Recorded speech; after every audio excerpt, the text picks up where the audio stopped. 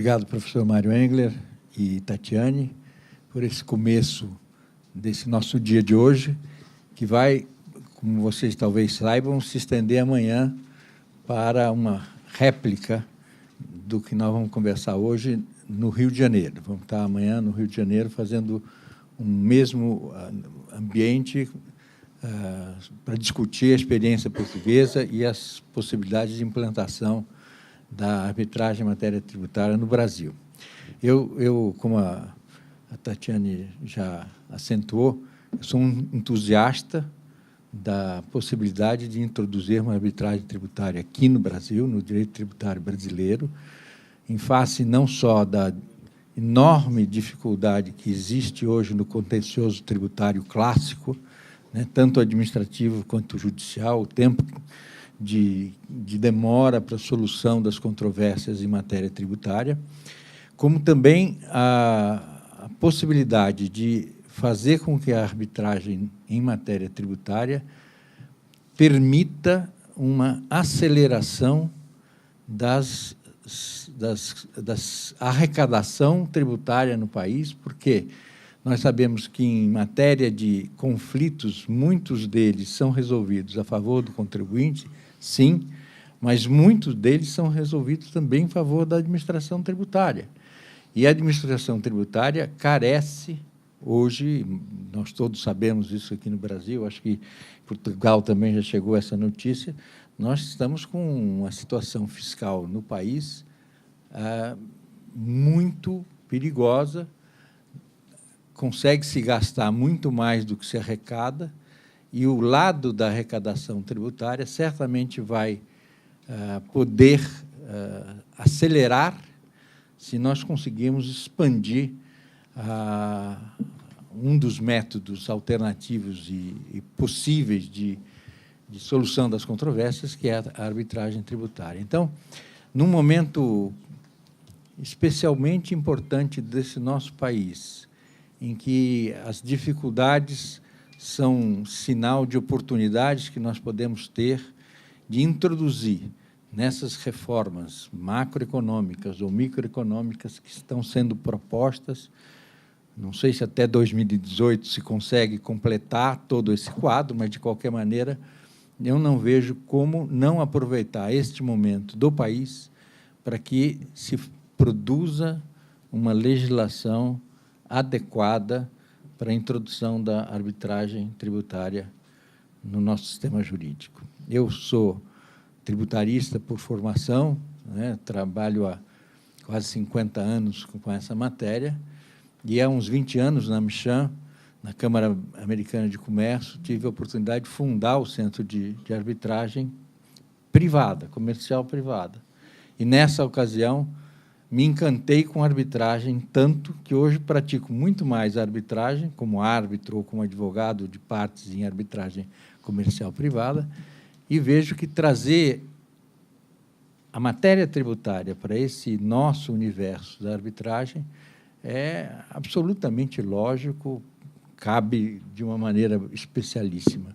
Então, eu não quero me estender mais, eu vou pedir a vocês todos que ouçam o que Portugal conseguiu fazer em matéria de arbitragem tributária. Eu tive a oportunidade de estudar isso, estive lá com o professor Nuno e vários outros juristas portugueses em abril deste ano, primeiro semestre, discutindo essa matéria numa reunião em que vários participantes do Brasil estiveram presentes, e não vejo como a gente evitar a discussão desse assunto. A Fundação Getúlio Vargas abre as portas para isso, o SEBAR tem um grupo que está estudando isso já institucionalmente, o CONIMA introduziu o painel de arbitragem tributária já no nosso encontro nacional em Recife, há 3 anos atrás.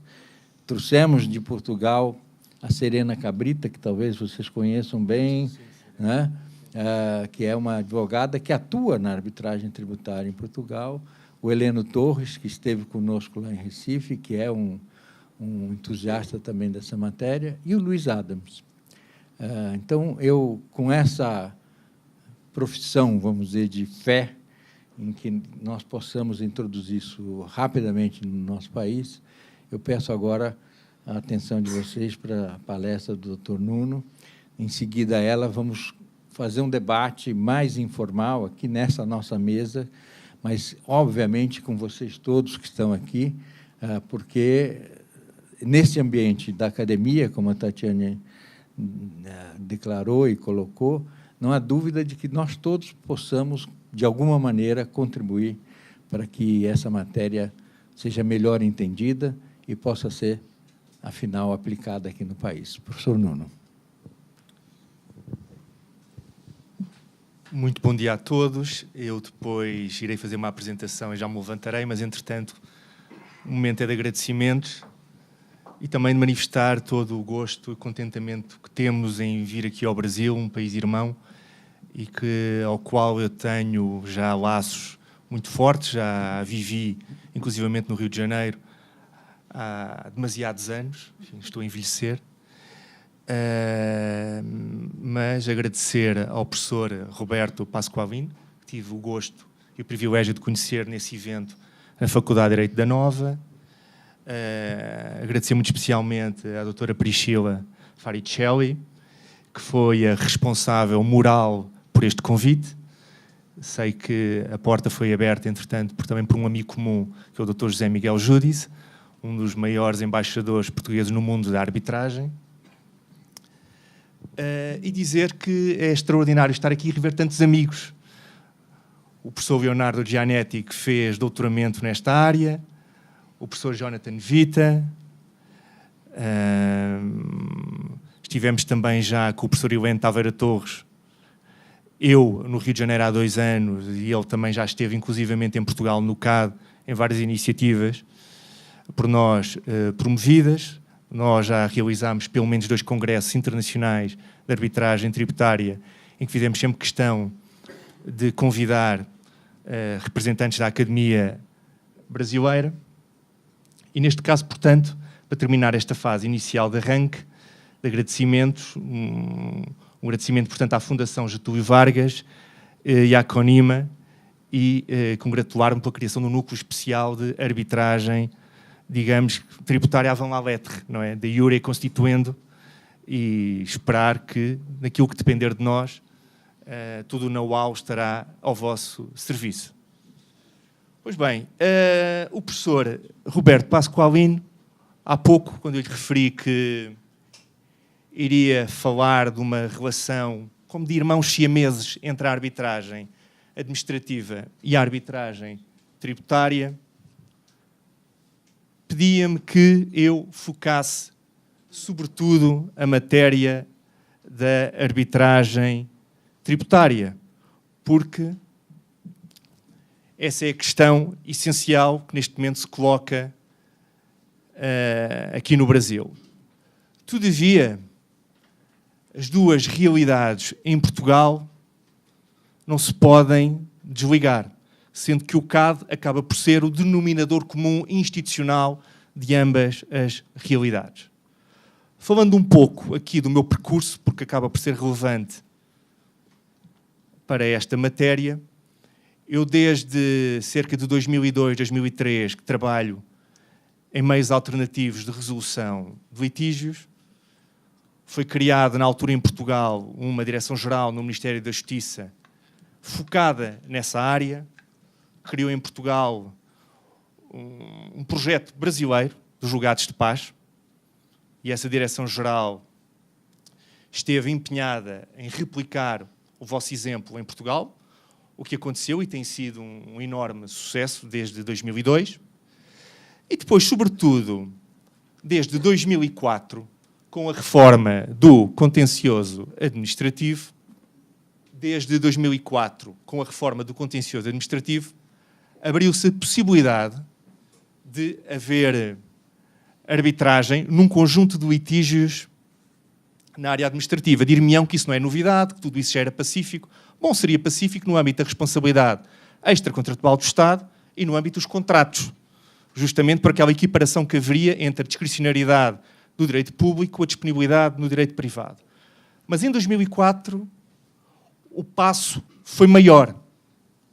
Porque se pela primeira vez admitiu-se a arbitrabilidade também de atos administrativos, o que foi uma revolução em termos de direito comparado.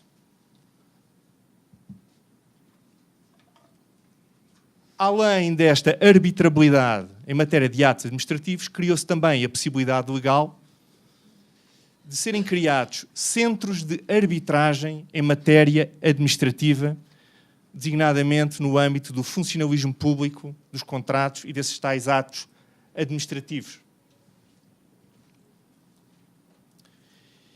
E, desde 2004, se começou, portanto, a pensar na criação desse centro de arbitragem. A questão em Portugal também era muito polémica. E por isso é que, entre 2004 e 2009, portanto, nesse período de 5 anos, discutiu-se aprofundadamente qual é que deveria ser o modelo ideal desse centro de arbitragem, que só em 2009 foi criado, viria a ser criado. O CAD, justamente. Eu fui, portanto, o presidente fundador do CAD, estou no CAD desde o início, acompanhei esta gestação durante esses 5 anos, de 2004 a 2009, porque a matéria era delicada, porque o objeto era público, estava pensado para funcionar no âmbito do Ministério da Justiça, em que o Ministério da Justiça seria também parte envolvida e parte aderente ao próprio centro de arbitragem, porque o balão de ensaio criado em Portugal foi criar um centro de arbitragem administrativa no âmbito dos litígios entre os funcionários do Ministério da Justiça e o Estado, portanto.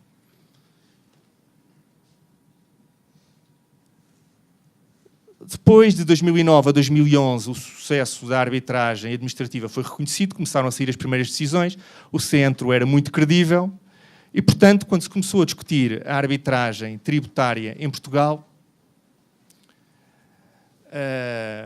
o debate também foi bastante aceso e acalorado, a matéria não era de todo consensual, colocavam-se questões como a da indisponibilidade do crédito tributário, a questão do ius imperi, a questão de não poder haver julgamentos de acordo com a equidade no âmbito do direito público. Portanto, com certeza que já viram este filme em algum lado. Aquilo também se passou em Portugal, esse debate. Havia muita confusão entre arbitragem e mediação, entre arbitragem e negociação, entre arbitragem e peritagem. E o CAD já tinha o know-how de ter uma arbitragem no âmbito do direito público com aplicação estrita do direito constituído. E, desde que haja uma aplicação estrita do direito constituído, não se coloca a questão da indisponibilidade, porque os tribunais estão a julgar materialmente tal como um juiz. Estão a aplicar o direito aos factos, estão a subsumir os factos às normas. E, por isso, quando começaram a ser publicadas as primeiras decisões, isto também foi uma novidade absoluta em Portugal, o princípio da publicidade obrigatória de todas as decisões arbitrais. Aliás, uma daquelas vantagens clássicas da arbitragem, no âmbito do direito comercial, sempre foi da confidencialidade. Só que não pode haver confidencialidade numa arbitragem de direito público em que todos nós, cidadãos, somos contra-interessados. Os cidadãos têm que ter, a comunidade tem que ter o poder de controlar a aplicação do direito feita pelos tribunais. E por isso, essa transparência foi fundamental também para a credibilização da arbitragem administrativa, criando condições para o florescimento da arbitragem em matéria tributária. Portanto, em 2011, que admitiu a sujeição à arbitragem de certos litígios em matéria de impostos. Os objetivos da arbitragem tributária em Portugal foram estes 3, fundamentais, sendo que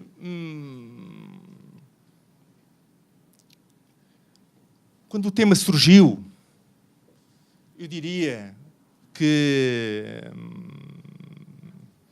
o fundamental na mente de muitas pessoas era combater as pendências dos tribunais tributários. Eu, se vos disser um número, vão achar que é um número irrisório, por uma questão de escala. Eu creio que falava há pouco com o Leonardo, haverá aqui no Brasil cerca de 30 milhões de pendências de execuções fiscais. Nós em Portugal tínhamos apenas 43 mil processos pendentes. Mas à nossa escala é um absurdo, uma vez que isso corresponderia a cerca de 800 a 850 processos por juiz. Para a nossa realidade, relembro.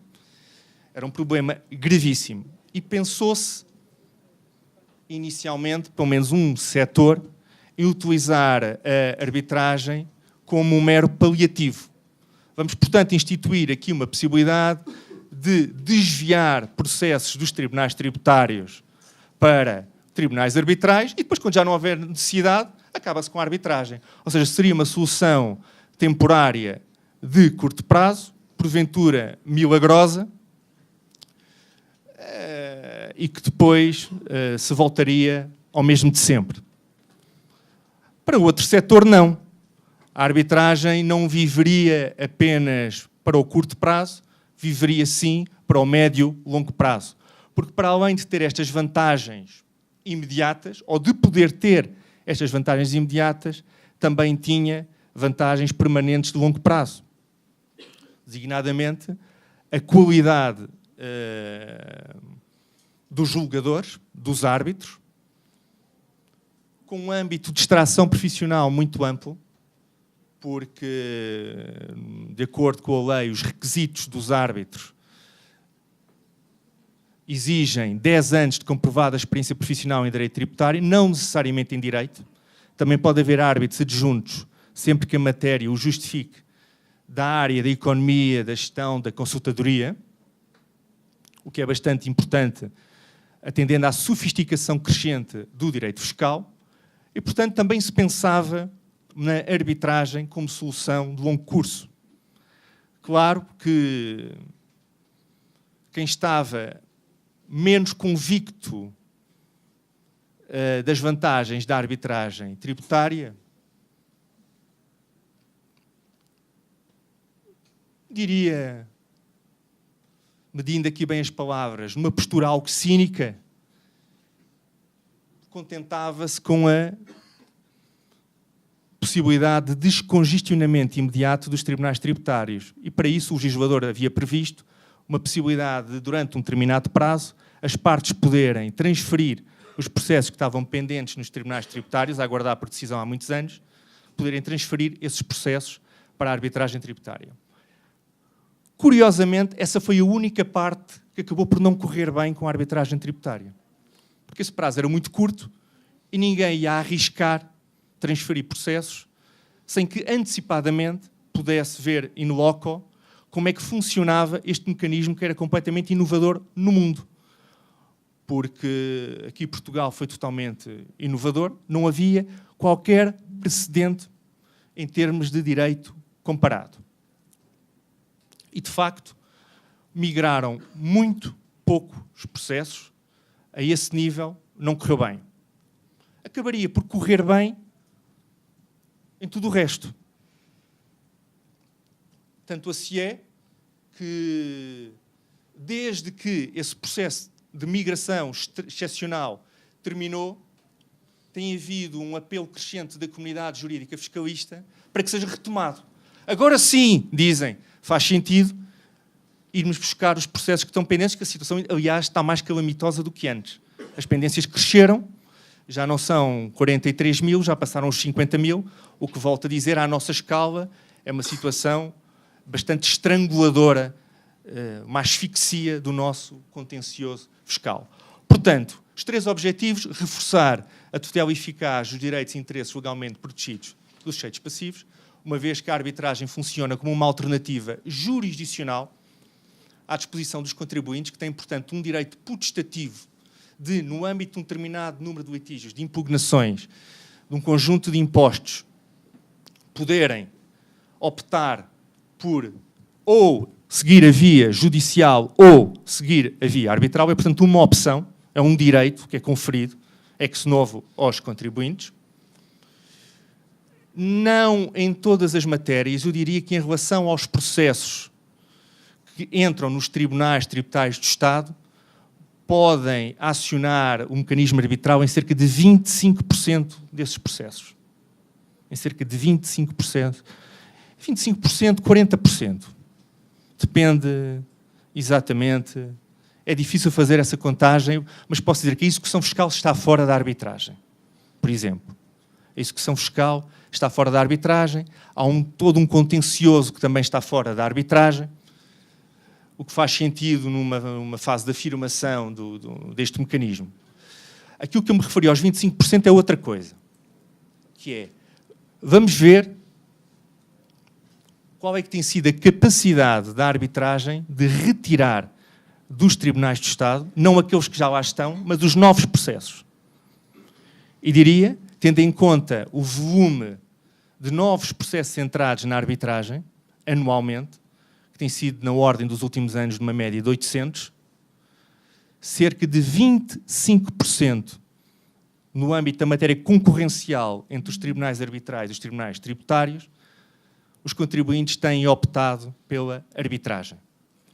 O que significa que 1 em cada 4 processos em que os contribuintes ponderam ir para o Tribunal Tributário do Estado ou ir para o Tribunal Arbitral, têm optado por ir para a arbitragem. E é importante ver que nesse juízo de prognose por parte dos contribuintes e de avaliação sobre qual é que será a instância a recorrer, é importante ver que a arbitragem proporciona decisões muito rápidas. Ao fim de 4 meses, em média, há decisões arbitrais com uma qualidade média muito elevada, o que é reconhecido consensualmente. E por isso, eu diria que haverá uma predisposição maior para o contribuinte escolher a via arbitral quando estiver convencido da sua razão.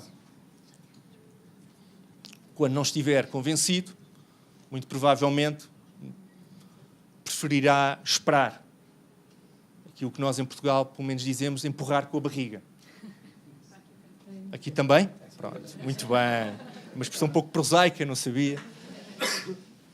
Portanto, o segundo objetivo é imprimir uma maior celeridade na resolução de litígios que opõem a administração tributária ao sujeito passivo. Bom, poder-se-ia fazer uma intervenção de várias horas sobre as vantagens da celeridade na justiça fiscal, designadamente a questão da arrecadação pelo contribuinte, também a questão da arrecadação fiscal pelo Estado das dívidas fiscais, também do lado do contribuinte a questão das provisões, a questão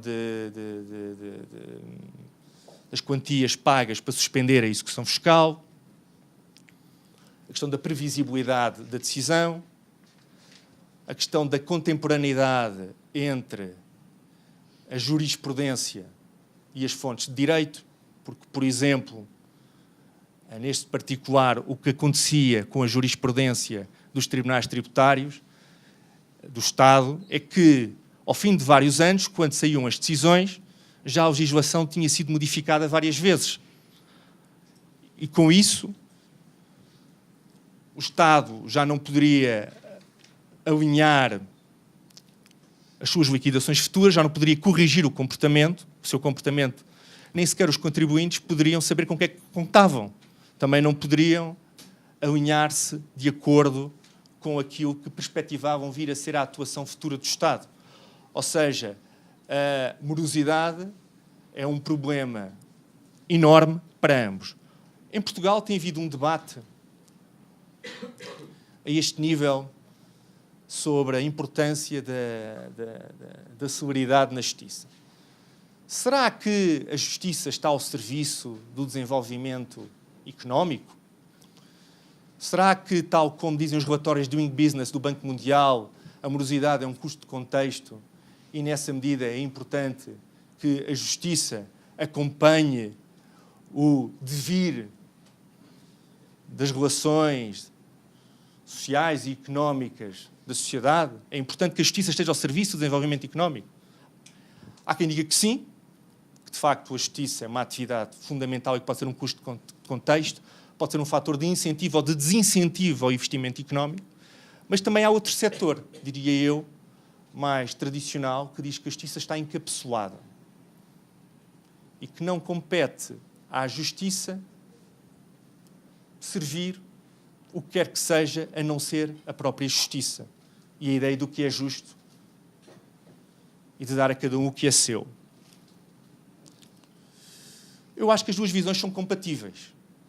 Acho que se houver um reforço na gestão, na qualidade, na transparência, é possível que a justiça seja de qualidade e que atribua a cada um o que é seu, mas que também tenha ferramentas, designadamente informáticas, tecnológicas, com uma boa qualidade de gestão processual, que permita decisões expeditas.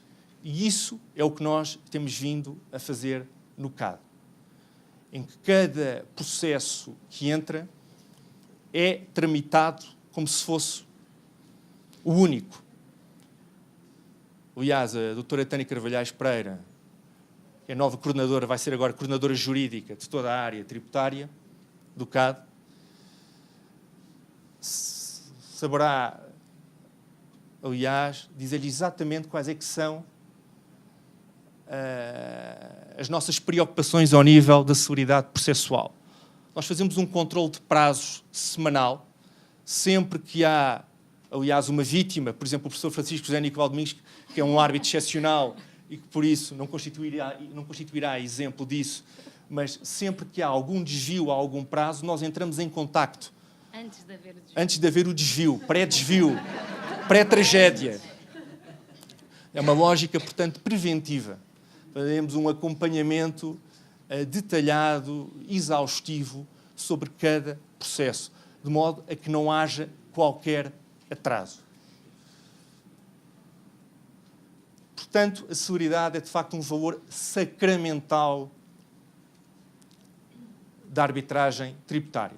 Reduzir a pendência dos processos dos tribunais administrativos e fiscais, que era, segundo alguns, o objetivo essencial, foi exatamente aquele que não correu bem. Correria bem agora se houvesse migração? Essa é a questão. Essa matéria consta do programa de governo para esta legislatura. Está em aberto. Veremos no futuro se haverá ou não. Com certeza que haveria muito mais contribuintes nesta fase a utilizar este mecanismo.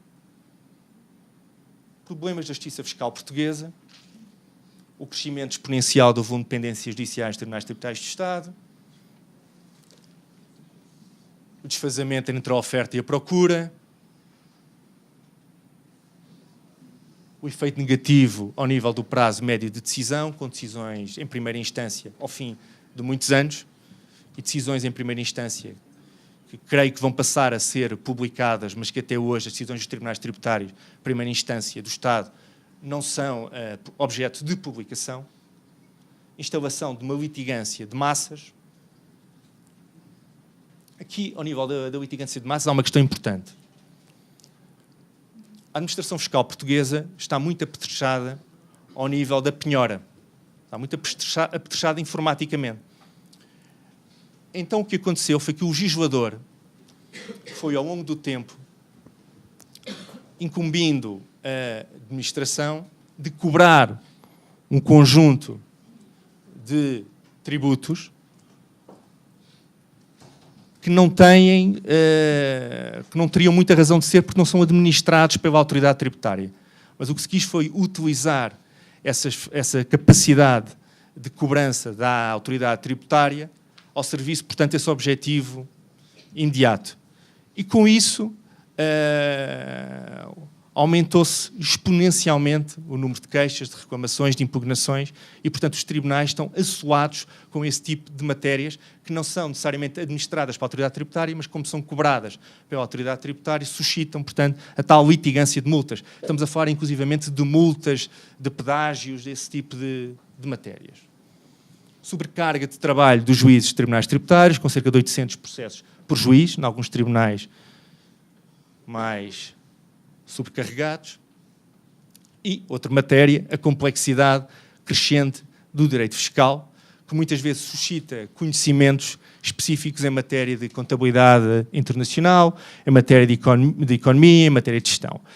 E com o nosso APOR, por parte de árbitros que pertencem à lista e que são professores eméritos noutras áreas que não apenas o do direito, como por exemplo também a área da economia e da gestão, sempre, portanto, que a razão da matéria o justifique, têm integrado tribunais arbitrais coletivos como árbitros adjuntos, o que é, sem dúvida, importantíssimo atendendo à sofisticação crescente do direito fiscal. Por exemplo, ao nível do direito fiscal internacional, por exemplo.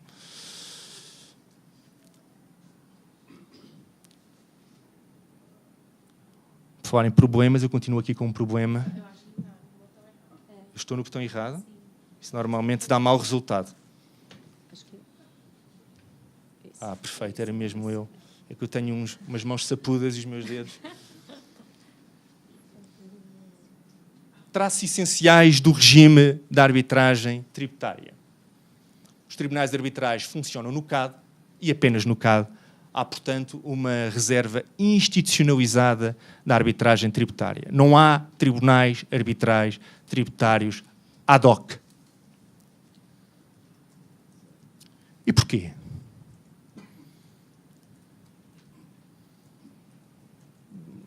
Por 2, 3 motivos.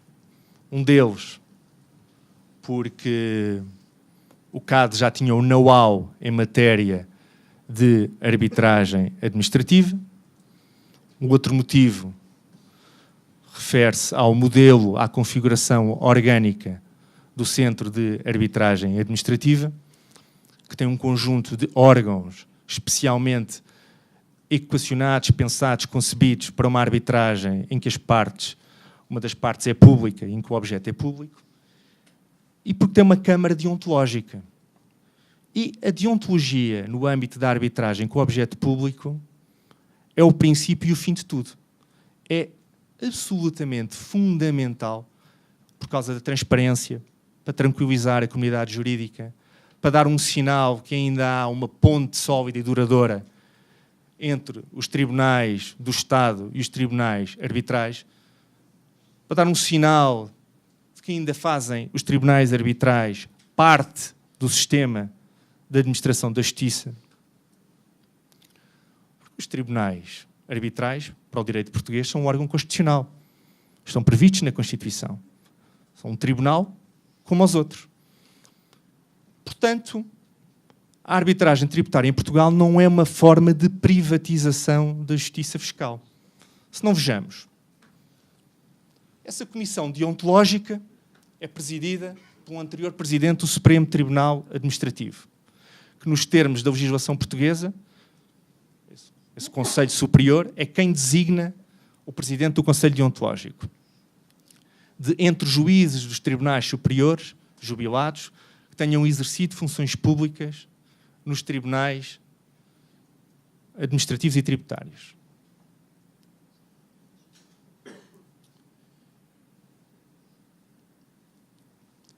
E é apenas o presidente dessa comissão deontológica do CAD que designa os árbitros e que analisa os conflitos de imparcialidade, os conflitos, os deveres dos árbitros, que além de constarem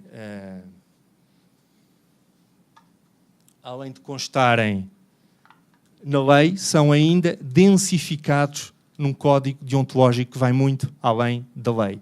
Portanto, a deontologia é uma questão absolutamente fundamental quando se pensa em instituir um regime de arbitragem tributária. Portanto, como eu estava a referir, a arbitragem tributária não é uma forma de privatização da justiça fiscal. A Comissão Deontológica não é um órgão privado. Há outro órgão no CAD, que é o Conselho de Representantes, que é constituído pela Direção-Geral de Política da Justiça do Ministério da Justiça, que é quem me designa a mim como Presidente da Administração. Neste sentido, a Direção-Geral de Política da Justiça não é um órgão privado. O Conselho de Representantes não é um órgão privado. A Administração não é um órgão privado. Os associados do CAD são associações sindicais do setor da justiça e a Confederação de Comércio e Serviços, ou seja, não estão ligados a nenhuma atividade económica, nenhum interesse privado. Portanto, também não são órgãos privados. Mas o CAD é uma associação privada, apesar de tudo isto. É aquilo que tecnicamente se poderia denominar como uma parceria público-privada institucional. É privado naquilo que tem a ver com a gestão administrativa do centro e é pública naquilo que tem a ver com o funcionamento dos tribunais arbitrais do centro. Ou seja, num caso é o aparato administrativo, que é a natureza institucional do centro, noutro caso, que é sempre a mesma, que é una, indivisível. Depois, há um somatório de tribunais arbitrais, cada novo processo gera um novo tribunal arbitral e os tribunais arbitrais são públicos. Ou seja, não estamos a falar de...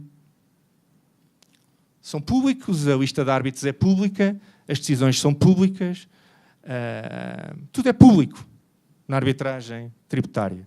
Por isso, não há privatização aqui. Mas não são tribunais tributários do Estado, mas são tribunais arbitrais tributários, com elementos públicos. Bom, portanto, os tribunais funcionam no CAD, os tribunais julgam apenas de acordo com o direito constituído, sendo vedado o recurso à equidade. O que é uma matéria também curiosa. O único consenso que havia em Portugal, nos anos 80, anos 90, é que podia haver arbitragem tributária no âmbito da determinação da matéria coletável por métodos indiretos. Ou seja, matéria que faz apelo à equidade. Só havia consenso em relação à equidade. Do mesmo modo que na arbitragem administrativa, só havia consenso em relação às matérias discricionárias. Ora, houve um twist radical na legislação da arbitragem administrativa primeiro e na arbitragem tributária de seguida, que é semelhante, que é, só pode haver arbitragem quando as soluções resultem diretamente da lei, quando não haja margem de discricionariedade para o julgador. Isto porquê? Por uma questão de controle público da decisão, para que a comunidade possa controlar a boa aplicação do direito. Ou seja, por uma preocupação de interesse público. Não quer dizer que a equidade em abstrato, em termos teoréticos, em alguns casos, não pudesse fazer sentido, só que não seria controlável pela comunidade jurídica. E não se pode, e não se podia, e não se poderá correr um risco dessa grandeza. Por isso, só há arbitragem no âmbito destas matérias em que as soluções resultem de obrigações ex lege.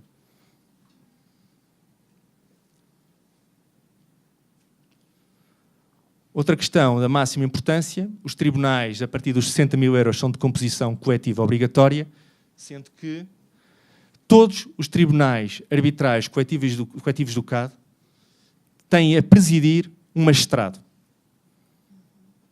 Sempre que a designação compita à Comissão Deontológica, estamos a falar de 95% dos casos, porque depois há um caso marginal em que os árbitros podem ser designados pelas partes, quer pela Fazenda, quer pelo contribuinte, sendo depois o árbitro-presidente cooptado por esses dois árbitros, ou então pelo Presidente da Comissão Deontológica, se esses árbitros assim o requererem.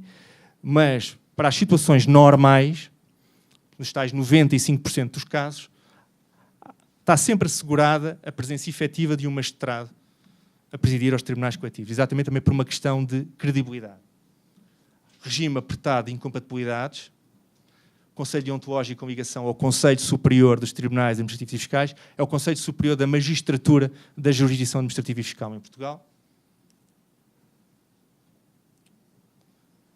Eu diria que se, por um lado, só foi possível equacionar seriamente a arbitragem tributária em 2011, depois da experiência bem-sucedida no CAD com a arbitragem administrativa desde 2009, por outro lado, a experiência bem-sucedida da arbitragem tributária determinou uma refundação do regime da arbitragem administrativa. Portanto, a arbitragem tributária foi criada, de algum modo, por causa do sucesso da arbitragem administrativa, e a arbitragem administrativa foi recentemente recriada por causa do sucesso da arbitragem tributária. Portanto, exemplos da refundação do regime da arbitragem administrativa. Isto é absolutamente extraordinário. Em Portugal, desde dezembro de 2015, há um novo critério de arbitrabilidade na arbitragem administrativa. O critério da patrimonialidade. E de onde é que vem este critério? Vem da arbitragem tributária. E que influenciou ainda o quê? O novo critério da lei da arbitragem voluntária e comercial. Hoje em dia, em Portugal, já não há critério da disponibilidade. Isso acabou. Houve a importação dos critérios de arbitrabilidade, as melhores práticas, por exemplo, da lei alemã, da patrimonialidade, que se combina com a aplicação estrita do direito constituído. Claro, porque não poderia haver uma ligação entre o critério da patrimonialidade com a equidade. Aí sim teria que funcionar com o critério da disponibilidade. Permitiu-se também expressamente agora, no contencioso administrativo, a arbitrabilidade dos atos relativos à formação dos contratos, incluindo os atos de adjudicação dos contratos. A previsão da competência dos centros de arbitragem via cláusula a assinar no caderno de encargos de todos os concursos.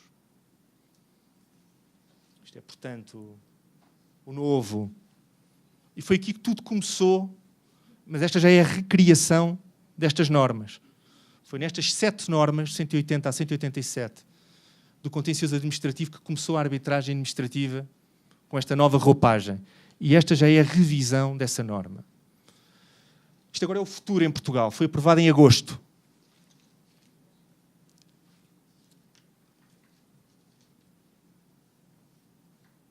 Recurso à arbitragem para a resolução de litígios emergentes de procedimentos ou contratos aos quais se aplique o Código dos Contratos Públicos.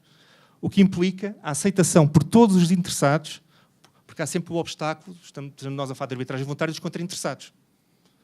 Ora, os contra-interessados, ao aceitarem concorrer, estão a aceitar, portanto, implicitamente, logo, a cláusula arbitral, que privilegia sempre um centro de arbitragem. E esta norma também só foi possível, eu só estou a referir num fórum de arbitragem tributária, porque esta norma só foi possível derivado ao sucesso da arbitragem tributária em Portugal, que está a contaminar todo o regime legal da arbitragem de direito público em Portugal. Isto é de agosto deste ano. Entra em vigor em janeiro de 2018. Que tenta também desincentivar ao máximo a arbitragem ad hoc, dizendo que a resolução de litígios por meio de arbitragem em tribunais arbitrais não integrados em centros de arbitragem institucionalizados só pode ser determinada numa das seguintes situações. É preciso haver uma relação, ou seja, o decisor público tem que fazer uma informação detalhada que justifique quando é que não opte por ir para um centro de arbitragem. Tem que justificar porque é que prefere um tribunal arbitral ad hoc ao invés de escolher um centro de arbitragem. Portanto, o criador e a criatura confundem-se. Ou seja, o que é que nasceu primeiro? A arbitragem administrativa ou a arbitragem tributária em Portugal? A presença do Estado na arbitragem institucionalizada, eu não sei como é que vou estar com o meu tempo, por isso eu esta parte aqui, se calhar, vou passar... Não sei com quanto tempo é que estou. Estou com? Tenho só mais 10, 15 minutos. Então o que eu vou fazer, eu vou passar isto agora rapidamente, para passar aqui à doutora Tânia, por causa da questão da disponibilidade. Esta questão tem a ver com o papel do Estado. Estão contando outro tempo para ela? Portanto, muito bem. Então, mas este aspecto era um aspecto apenas de enquadramento, que diz respeito à relação entre o Estado e a arbitragem. Porque o Estado, tradicionalmente em Portugal, não tinha um grande envolvimento na arbitragem. Limitava-se a reconhecer a idoneidade e a representatividade das entidades para conferir autorização para serem centros de arbitragem, mas depois, primeiro ao nível do direito do consumidor e depois ao nível do direito administrativo, o Estado começou-se a envolver mais intimamente na promoção da arbitragem e também a agilizar as soluções de suporte dos centros de arbitragem. Foi o que aconteceu com o Centro de Arbitragem Administrativa, que aliás foi promovido de uma forma bastante dinâmica, ainda no tempo em que o nosso atual Primeiro-Ministro, Dr. António Costa, era Ministro da Justiça. Foi a primeira pessoa a incentivar a criação do CAD.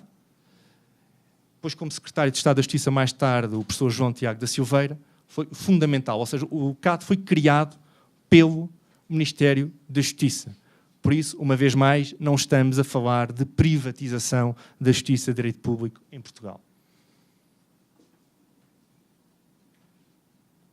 Portanto, o modelo funcional, ou seja, os tribunais arbitrais, aqui a função jurisdicional deve estar assente no modelo institucional que não prejudique, mas antes o torne eficiente e de qualidade. O Tribunal Arbitral pode funcionar à sombra de diversas soluções institucionais. No caso do CAD, é uma associação. Deve ficar, isto é assim, é fundamental, que uma coisa é o Tribunal Arbitral, o seu objeto, o seu regulamento, os seus juízes árbitros e a forma do processo, e outra coisa é a instituição que gera e assegura o funcionamento regular do Tribunal Arbitral. A diferença é essencial entre aquilo que é a estrutura institucional daquilo que é a estrutura funcional. O modelo institucional do CAD, que eu já falei, por isso, estes são os vários órgãos do CAD, Conselho Deontológico, Conselho de Representantes. Experiência portuguesa. Isto é a evolução dos números. A arbitragem entrou em funcionamento em setembro de 2011, de uma forma muito tímida. Foi sempre crescendo, até se ter estabilizado. Este ano vamos ter normalmente, outra vez aqui, no limiar dos 800 processos, previsivelmente. Sendo que a capacidade de crescimento da arbitragem tributária está limitada por um teto, que é o seu âmbito de competência efetivo, que, em termos comparativos com os tribunais do Estado, é significativamente menor. E, por isso, a avaliação do sucesso da arbitragem tributária deve ser feita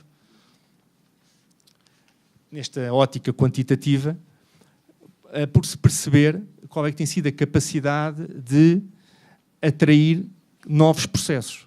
E, como já vos referi, 1 em cada 4 novos processos tem chegado à arbitragem tributária no domínio em que a sua competência é concorrencial com os tribunais tributários do Estado. Isto é a estatística sobre o total de processos por designação de árbitro. Na sua larguíssima maioria, os árbitros, até 60 mil euros, Tribunal Arbitral Singular, de 60 mil euros para cima, Tribunal Arbitral Coletivo, os árbitros são designados pelo presidente da nossa Comissão Deontológica, o juiz conselheiro Santos Serra. Duração média dos processos, 4 meses e 18 dias, ou seja, a média do prazo de decisão é de cerca de 4 meses. Qual é que é o grande problema da arbitragem tributária entre nós? É ser demasiado rápida. É o grande problema.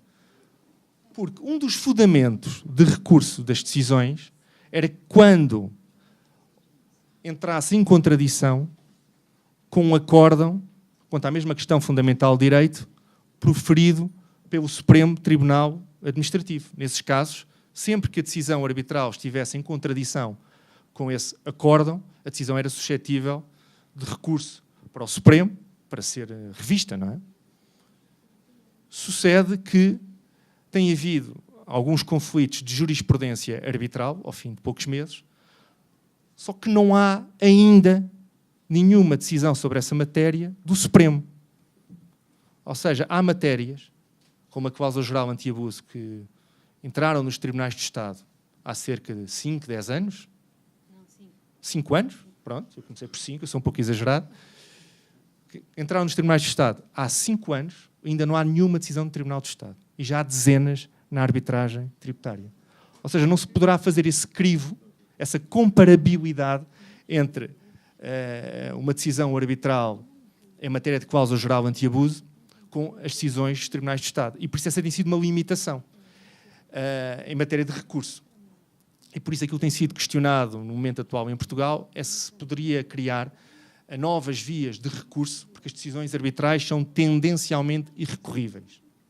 Exatamente por causa do objetivo da celeridade.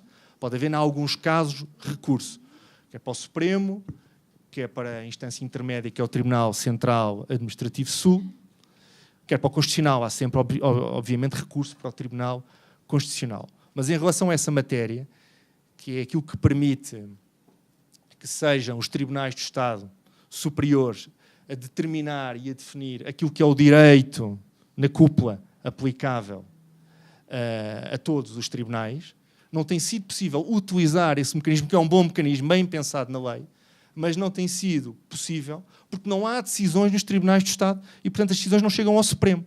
E por isso não pode haver essa comparação. Portanto, esse, de facto, tem sido o grande problema da arbitragem tributária, é funcionar demasiado bem, de forma demasiado rápida, de uma forma demasiado eficaz. E depois, como há a liberdade do julgador, é natural que, às vezes, haja decisões dissonantes. Faz parte da liberdade do julgador e que o professor Francisco Nicolau Domingos, como árbitro, não me deixará mentir.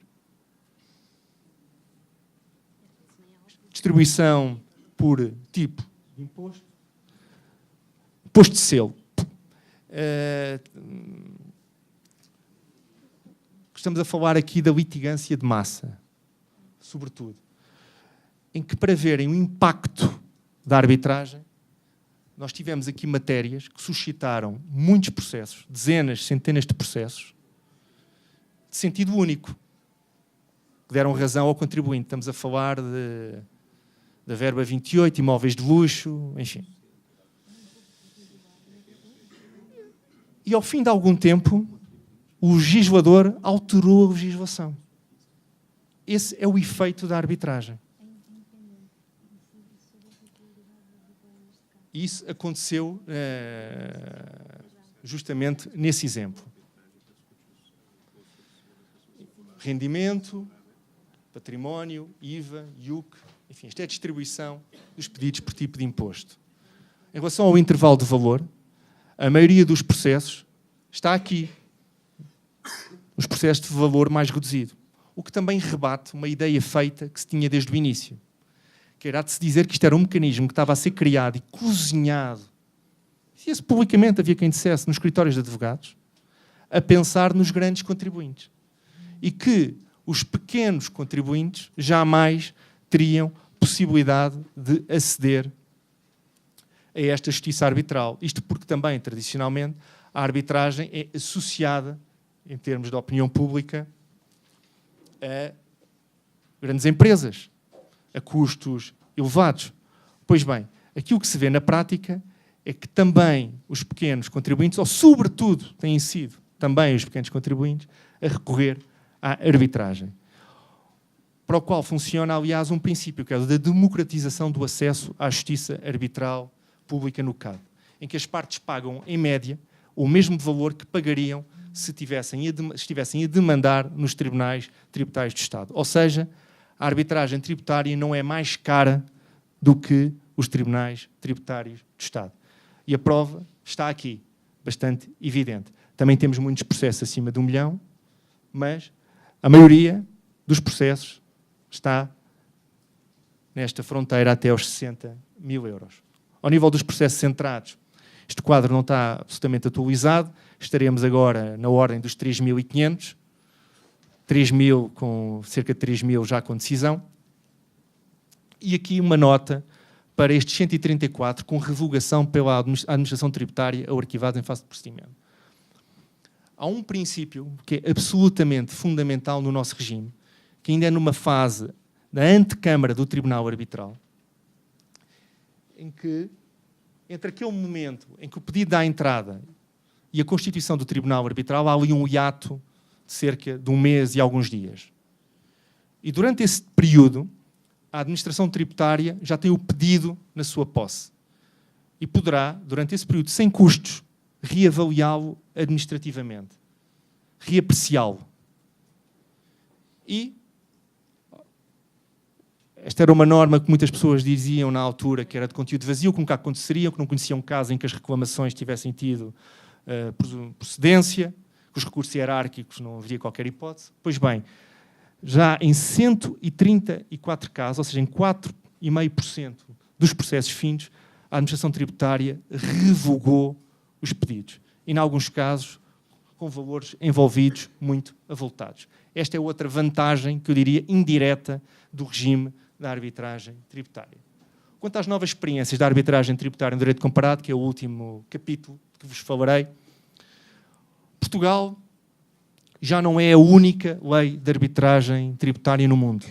Já há uma outra, que fica aqui a caminho do Brasil, entre Portugal e o Brasil, que é Cabo Verde. Pois bem, Cabo Verde já aprovou uma lei que é inspirada no exemplo português. Há pouco falava-se na imagem do transplante. Eu acho que quando o transplante é bem sucedido, nada quanto ao transplante, se for necessário, e em algumas partes é um transplante da legislação portuguesa. Não é no CAD, é no Centro de Arbitragem Tributária, matéria da competência, limitação em razão da matéria, questão do valor, direito constituído, ou seja, o mesmo paradigma arbitral, pedido de constituição, designação de árbitros, os deveres dos árbitros, a questão do código deontológico, a taxa, efeitos do pedido, praticamente igual. Ao nível da tramitação, da decisão, do recurso, que é uma norma de que eu falava há pouco, a oposição de julgados, fundamentos da anulação. Pois bem, possibilidade de arbitragem tributária no Brasil. Só para dizer que aqui, em Cabo Verde, está-se na fase da regulamentação neste momento. Já a lei está pensado entrar em vigor muito rapidamente. Nós já temos ido várias vezes a Cabo Verde, dar formação e participar em conferências, e creio que, um espaço muito breve, haverá também na prática arbitragem tributária em Cabo Verde. Quanto à possibilidade de arbitragem tributária no Brasil, acho que o que está a ser feito no Brasil é aquilo que deve ser feito, que é o debate. E o debate ligado à academia. Foi exatamente assim que nós fizemos em Portugal. E dar espaço para a crítica. Dar espaço às forças vivas, à massa crítica, à opinião de advogados, de consultores, de dirigentes públicos, do Tribunal de Contas, procuradores, teses de doutoramento, teses de mestrado, trabalhos académicos. Essa é a receita, essa é a metodologia para um projeto ganhador. Eu tenho a certeza que essa vitória será vossa. Muito obrigado pela vossa atenção.